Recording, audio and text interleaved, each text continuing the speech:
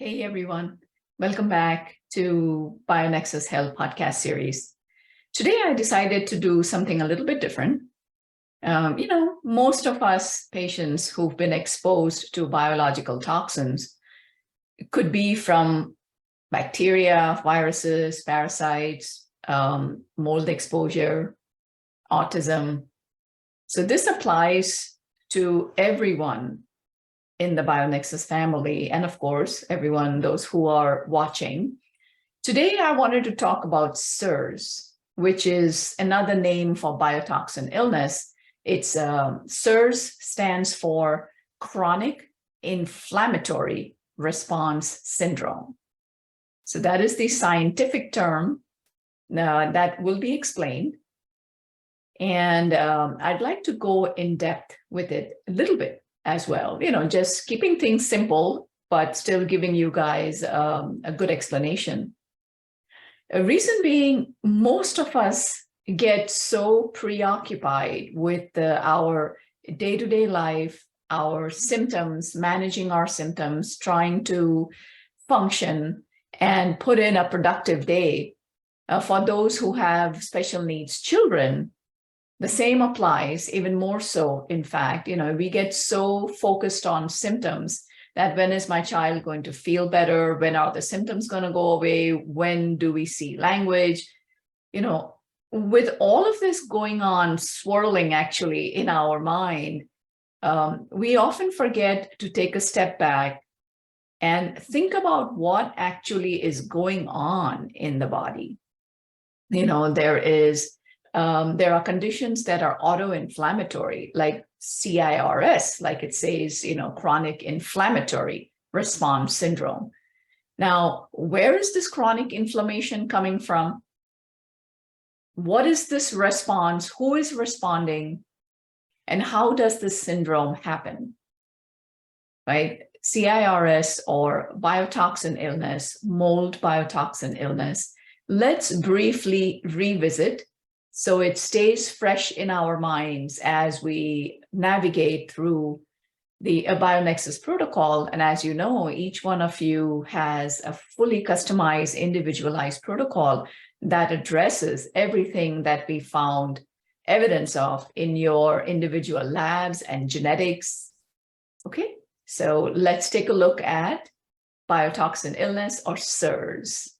Welcome to the BioNexus Health Podcast with Dr. Jodie A. Dashore, who holds a Ph.D. in Integrative Medicine, is board certified in Integrative Pediatrics, an internationally recognized pioneering clinician, and author. And now here's your host of BioNexus Health Podcast, Dr. Jodie A. Dashore. So your immune system, we have two halves, broadly speaking. One is your innate immune system. That is the one that you're born with, inborn. And the other is your acquired immune system, or adaptive immunity.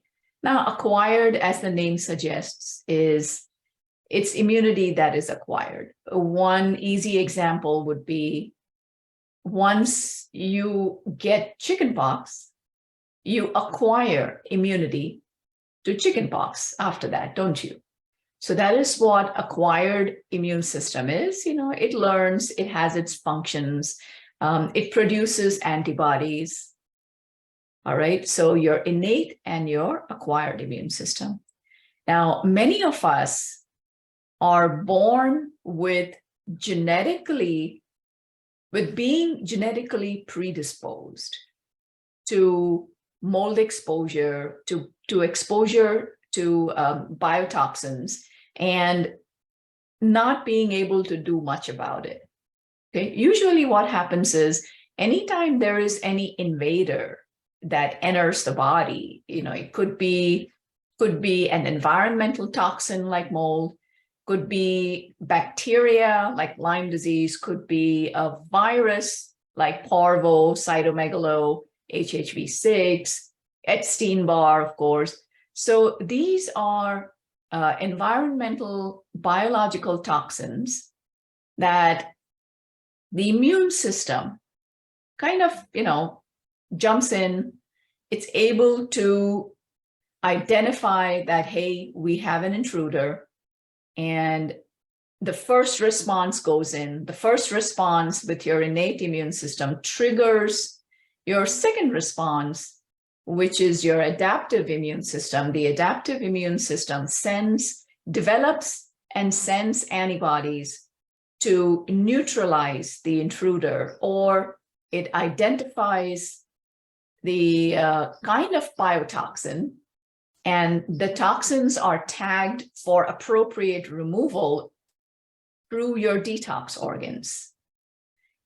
Our detox organs are liver, kidneys, lymphatic system, your lungs, and the biggest detox organ is your skin. Okay, so that is a brief background. And now I'm going to go back to sharing. Remember, I said some of us are genetically predisposed or genetically susceptible for mold biotoxin illness. How does that work? Let's take a look at it. So we have, 585 billion people. That would be 75% of the population is genetically not susceptible, okay? So what happens is, for this 75% that is not susceptible, there is biotoxin exposure. The innate immune system is triggered, which in turn triggers. So the innate immune system is triggered. What is the function of the innate immunity? That is your first response. It starts inflammation and other signals. And this is supposed to awaken or trigger your adaptive immune system. Because remember what I said, your adaptive immune system produces antibodies, is able to tag the toxins, is able to identify and tag the toxins for appropriate excretion from your body. So that's what happens. Your innate immune system awakens, first response. That in turn, through various mechanisms, triggers or awakens your adaptive immune system. And let me go down a little bit. Let me show you.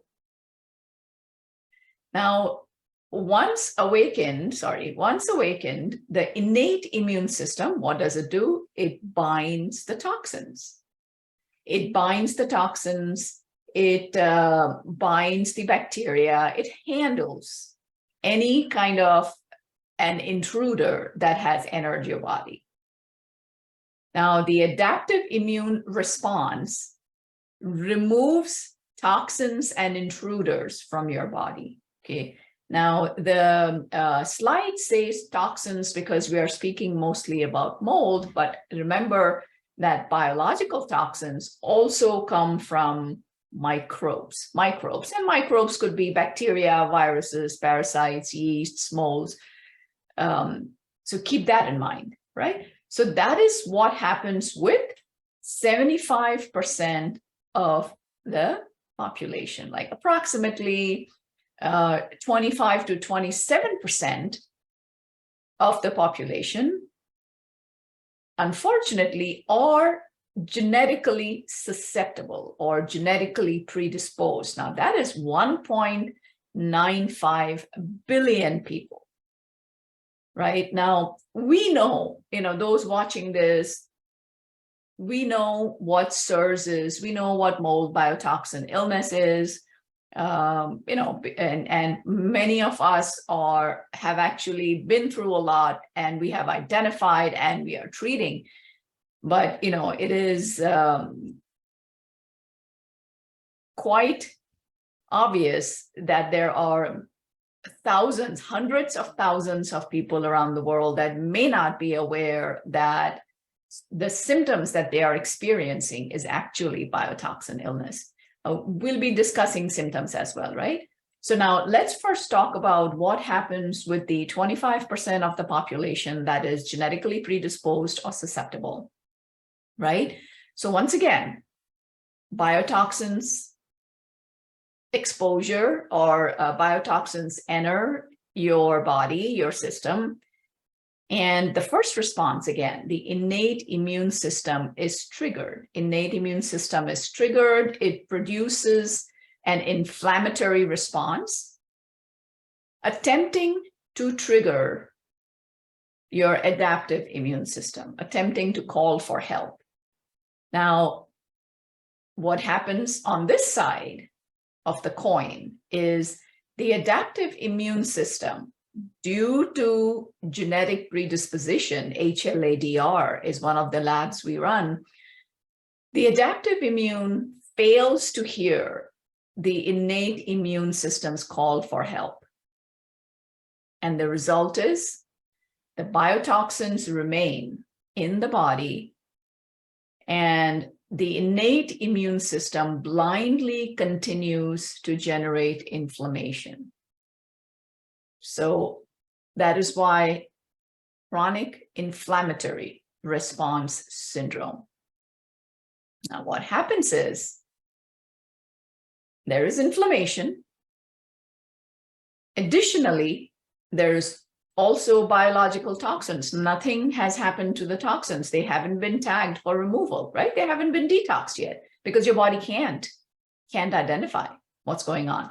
So these biological toxins freely roam the body from cell to cell. So not only do they cause damage to the immune system, but many organ systems in the body are susceptible to damage because it's still, it is still a toxin, right? It's a biotoxin. Mold is one example. The byproducts of mold, like volatile organic compounds, the VOCs, right? Volatile organic compounds. Now, the VOCs produced by mold, the VOCs produced by other bacteria that grow in the presence of the VOCs of mold, right? When you're living in a water-damaged environment, that is conducive, that allows for growth of additional bacteria that otherwise would not grow. Nowadays there is testing available for things like actinomyces, streptomyces, endotoxins. So that's what I'm referring to. So all in all, a water damaged or damp environment creates a lot of problems. All right. Now, that is pretty much what this explains, right? Now the slide, okay. So we have the biotoxins roaming in the body from cell to cell, causing damage to various, first of all, to the immune system, and then after that to various other systems in the body. CIRS, or biotoxin illness, is multi-system illness. So it causes system-wide inflammation, hence leading to multi-system illness. So it's not just multi-system, of course, it's multi-symptom.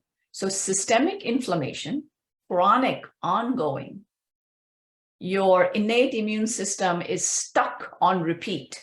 And repeats what? Repeats inflammation, the inflammatory cycle. The inflammatory chemicals and mediators are continuously produced. It can eventually lead to mast cell activation. It can lead to multiple chemical sensitivities and a gamut of a lot of other issues, which I will be discussing, of course, right? So this is where we are at. 25% of the population, genetically susceptible. Biotoxins stay in the body. They cannot get detoxed. Causes immune dysfunction, and that leads to systemic inflammation, multiple symptoms across multiple systems, including brain damage. Okay, there is damage to several nuclei in the gray matter in the brain, and the white matter can experience edema or swelling. So think about this for a moment, right? This is what we have identified through your labs or through your child's labs. And this is the magnitude of what we are trying to heal. So the biggest quality that is needed here, the biggest thought process that we all need to understand is this is going to require organized protocol, very structured. It's going to require due diligence and a lot of patience. Okay, and what does it require before all of that is understanding what's happening in your body. All right, now, there are various stages. It kept going to this slide, like, it's like, all right, let's go to this one now then. Okay. Biotoxin illness has various stages. Now, this is not like, cancer stages. Oh my God, it's stage 3, nothing of that sort. This is just how the inflammatory cycle progresses. Okay, so stage 1 is the biotoxin effects, where the biological toxin first enters the body. Stage 2 is where inflammation sets in pro-inflammatory cytokines are released, symptoms start. Stage 3 is reduced vascular endothelial growth factors. And I will discuss this in the next slide. It's best to show you what happens. Vascular endothelial growth factors impact blood flow, oxygen delivery, nutrition delivery to various systems. Stage 4 is immune effects, immune dysfunction. Stage 5 is low melanocyte stimulating hormone. So low melanocyte stimulating hormone predisposes your body to produce more inflammation. Now, melanocyte stimulating hormone is something that is very important for sleep, for weight loss, for detox regulation, for regulating inflammation, for absorbing nutrients in the body, and your circadian rhythm. I said sleep, but additionally, your body's overall circadian rhythm. So when there is low MSH, one other thing that happens is that the bacteria become treatment resistant. They become superbugs. That's where it leads to stage 6, that is resistant bacteria, or MARCONs, multiple antibiotic resistant coagulase negative staph. This is why we do the nose testing, the sinus testing, the deep nasal swab to identify these resistant bacteria, because these bacteria produce toxins that cause additional damage. I'll do a brief video on MARCONs, but this is just explaining the entire biotoxin illness, right?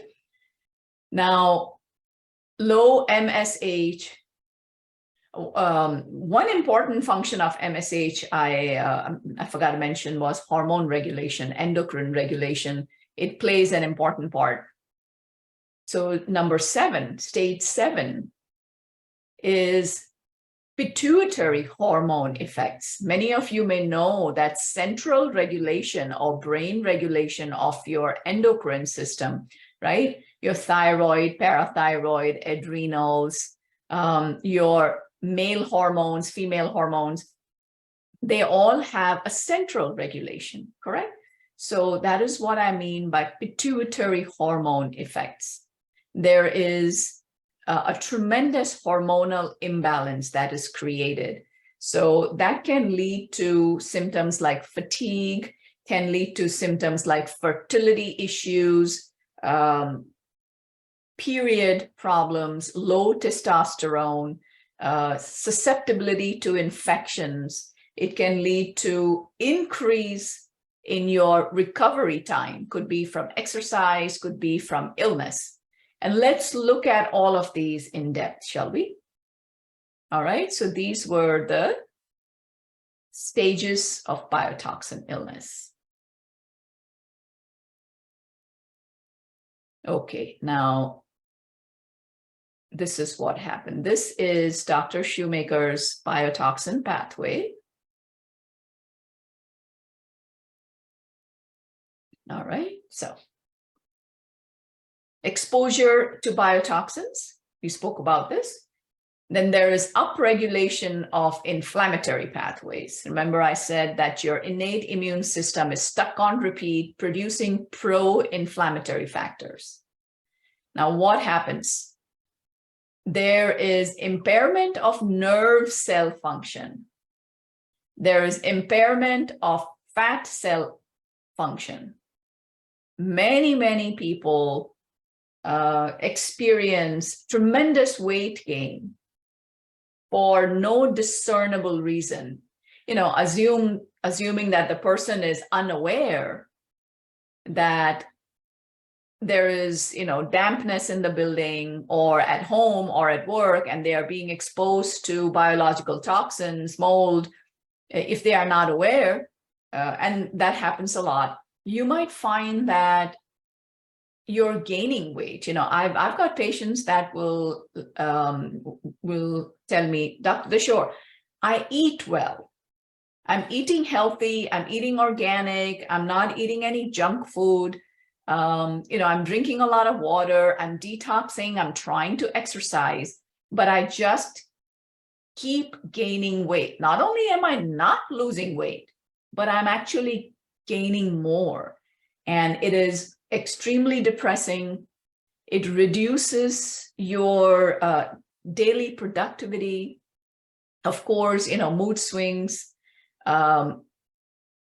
food cravings, and then eventually, of course, it impacts your life, your family. But this is the root cause. This is where that can come from. Now, then on the other hand, the opposite effect can also happen with the fat cell impairment. Many people start losing weight for no explainable reason.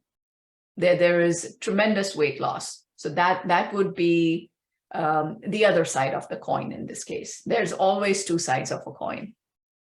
Okay, then fat cell impairment leads to damaged leptin receptor, okay?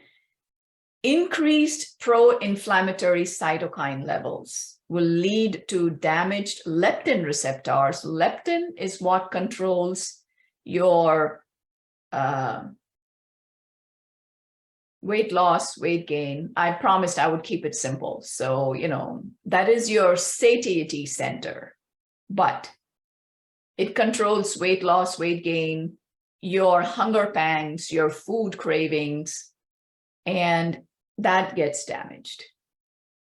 Hypothalamus is affected as well. There is hormonal dysregulation and brain damage. Brain damage can occur in several nuclei. So there is atrophy, meaning several nuclei in the gray matter for all age groups now. And both the sexes, male and female, and, I guess all the other sexes out there nowadays, but for everyone, let me put it that way.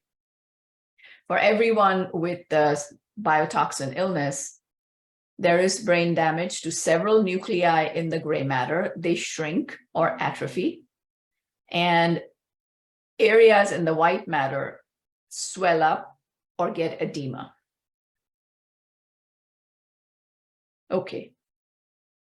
Of course, you will experience inflammation-related symptoms. There is often and immune-related symptoms and restricted blood flow and lower oxygen levels.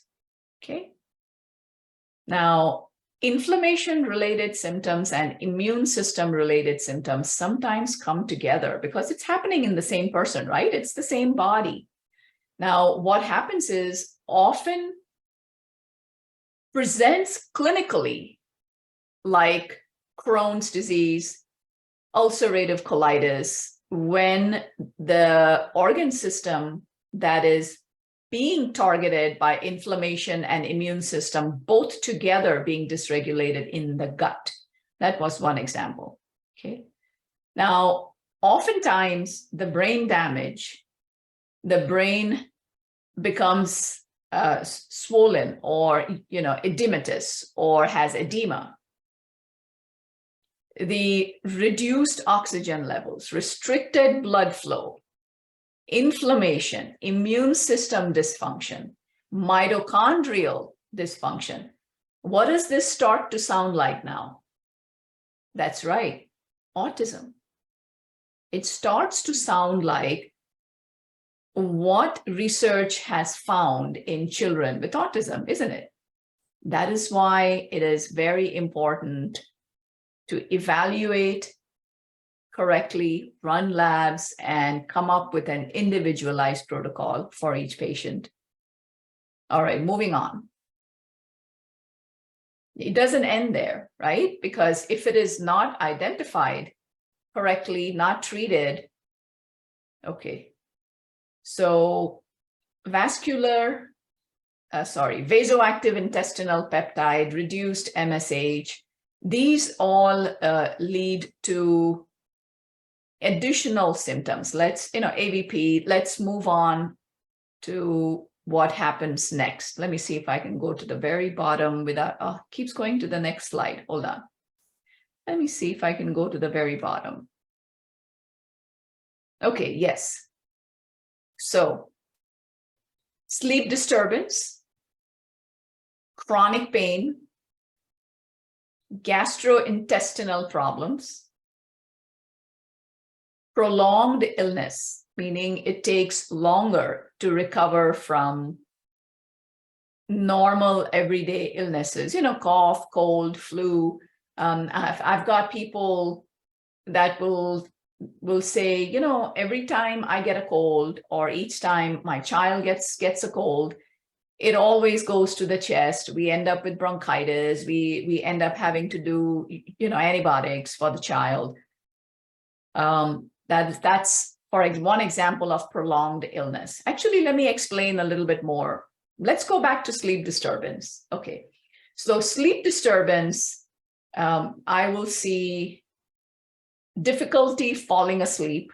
I have patients that fall asleep at 1 a.m. in the morning, and then they, the entire daily routine or circadian rhythm is disturbed because breakfast is 1 p.m., because they wake up late. Then there is frequent awakenings middle of the night. Some of them even awake like 4, 5, 6 times. I have a 7-month-old child who is a patient. He's waking up 22 times. 22 times. And the reason for that is tremendous amount of mold exposure in utero as well as after birth. And there's obviously chronic pain, a lot of pain in his gut. He has developed a full body eczema, which is an inflammatory response. And it is very difficult for him to digest his food. And this poor kid, there are multiple symptoms right now, but sleep disturbance is what I wanted to explain, wakes up 22 times. You can experience issues with your bladder regulation. So frequency of urination increases throughout the day. Chronic pain. It could be muscles, could be joints, could be headaches, could be stomach pain, gut pain, different kinds of chronic pain. Gastrointestinal problems, leaky gut, Crohn's, colitis, a tremendous amount of food sensitivities. you will see that a lot of foods are triggering various symptoms. But there's no anaphylactic reaction like very high IgE response, or you go to your allergy immunologist and you do the finger prick testing, or they actually scratch a needle on the back to see what you're truly allergic to. You might not find that, but there are food sensitivities. And many people are reduced to a very limited diet intake. That again can be quite depressing. Or worse still, with a false diagnosis of Crohn's, colitis, IBS-C, IBS-D. All right. Prolonged illness, I already explained. Resistant staph bacteria, MARCONs, I've already explained that a little bit earlier. Reduced sex hormones. Often I'll see estrogen dominance, tremendous PMS symptoms, premenstrual symptoms, tremendous amount of pain and cramping, nausea. I mean, this is way above and beyond. I've got the poor ladies non-functional for the 3 to 4 days that they are going through their periods. PCOS is another symptom we see. Thyroid problems, mostly hypothyroid, Hashimoto's. This is what chronic inflammation will do to your body. Remember, it's inflammation as well as at the same time immune system symptoms or dysfunction. So that is where all of these come in. Low testosterone, low libido, early menopause symptoms come into play. So, hot flashes. I mean, I had one lady, Dr. Dashore, I'm 42 years old. Why am I experiencing perimenopausal symptoms? And then, of course, I was able to give her an answer. She's doing well now, but just to give you an example, right? Changes in, I'm sorry about a few typos in here, but I'll explain. Changes in cortisol and other adrenal hormone levels. So that'll be your fatigue, your energy. Once again, your sex hormones come into play. That gets affected. Reduced antidiuretic hormone, also known as vasopressin. Okay, so you experience frequent urination. Some children urinate every hour, and one of the excuses that, not excuses, one of the justifications that I'll hear is, oh, I drink a lot of water as well. Good. You drink a lot of water. That doesn't mean it needs to go through you as soon as you drink some water, right? So the water is required to be absorbed intracellular so your cells can feel nourished and relaxed and hydrated. But when there is ADH disturbance, that is where you will see frequency of urination. Okay, so I think, hold on. So to make things a little bit clearer, there are 13 symptom clusters for mold biotoxin illness have been identified. Okay.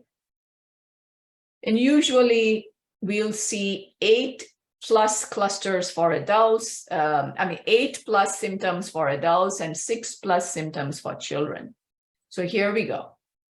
Right, these are the symptom clusters. You will see shortness of breath along with sinus congestion. Then you will see unusual skin sensitivity and unexplained tingling, fatigue, memory impairment, decreased word finding, right? Again, many of us attribute this to, hey, I'm stressed, I'm getting older. Those are all just excuses that we are giving ourselves. We're kind of sweeping it under the rug. A 30, 35, 40, 45-year-old, there's no reason for memory impairment or decreased word finding. At any age, actually, if your body is healthy, you should be fine overall. Next symptom cluster would be abdominal pain with diarrhea and numbness in your extremities, fingertips, toes. Symptom cluster, another one is cough, excessive thirst, and overall brain fog confusion. Another symptom cluster is joint pain with morning stiffness and muscle cramps. Okay, another symptom cluster is static shocks along with vertigo. Appetite swings, irregular body temperature, increased urinary frequency. Appetite, mood swings, but that's a whole way, hold on, sorry. That's a whole other symptom cluster. All right, so appetite swings, irregular body temperature regulation, always either too hot or too cold. Increased urinary frequency. Okay, feeling weak, inability to retain new information. You're reading a book, you lose track. You have to go back, reread what you read so that you can connect to what's on this page. One example, aches and pains, headaches, light sensitivity. Often I find light and sound sensitivity. Another symptom cluster would be tearing of eyes, feeling of disorientation, and feeling a metallic taste in your mouth. Okay, now, red eyes, blurry vision, night sweats, mood swings, and ice pick pain in the body. Okay, now why is this happening? At what point do all of these symptoms now, do you want me to just hold here just for a second so you have a chance to take a look at it? Okay, now let's go to the next slide. Right, here's what happens. Toxic, it should actually be toxic overload, but this is how the toxic load on the body builds up, which leads to immune system being overwhelmed and your bucket overflows, okay? And what happens usually, what do most people do when the bucket overflows? Bucket overflowing means you start getting symptoms. So usually you go to your primary care, PCP, GP, pediatrician, and pharmaceuticals are usually prescribed to suppress the symptoms. Pharmaceuticals are chemicals. They may trigger multiple chemical sensitivities in many patients with biotoxin illness. Chemicals can cause gastrointestinal damage, leaky gut. Okay, now let's look at some of the toxins that can jam up your system. Pharmaceuticals, outdoor toxins, pesticides, herbicides, indoor toxins, mold, any other indoor allergies that you may have. Remember, dust is food for mold. So many people that are allergic to dust and animal dander, animals as well, need to keep that in mind. Other environmental allergies would be like, fresh paint, which contains a lot of volatile organic compounds. It could be a new car, the new car smells, that's additional VOCs. It could be old water damage that has now become infected with the microorganisms that are producing VOCs as well as endotoxins, right, which we are breathing in. So there are several environmental factors. You could have, so many sources in the house. Now that I guess calls for another video. I mean, your all the way from your child's pajamas can be toxic, all the way to new furniture, the carpet. So I'll do a brief video on that as well. All right, diet, right? Anything processed, anything that comes in a box that's pre-cooked, pre-packaged. Many people just microwave food. So there are a lot of dietary factors that can create a lot of toxicity in the body. Fried food, fast food, non-organic food. Moving on, personal care. Personal care items can also have a lot of toxins, right? You have, petroleum products. So look at the ingredients that you're applying to your skin. Skin is your biggest organ. It is your largest organ, your largest detox organ as well. In utero exposure, I have a big multinational, many countries research study that was done, more than 230 patients around the world. And this was done for special needs children in so many different countries around the world. And in utero exposure to biotoxins leads to symptoms and diagnoses like autism, spectrum disorders, sensory disorders, sensory integration issues. It can lead to ADHD-like symptoms, ADD, attention deficit disorder, attention deficit hyperactivity disorder, oppositional defiant disorder, obsessive compulsive disorder. Okay, and we know that biotoxin illness also leads to PANDAS type issues in children. Don't forget that your bucket of toxicity, you need to cast the net wider, right? You need to understand that when the body is in overwhelm, other factors come into play like childhood trauma, right? Childhood PTSD, toxic relationships, stress levels at work and home. What is your family dynamic? And overall, what is your self-image? Do you have the courage, the inner strength, the fortitude to be able to go through this, or to be able to support a family member going through this?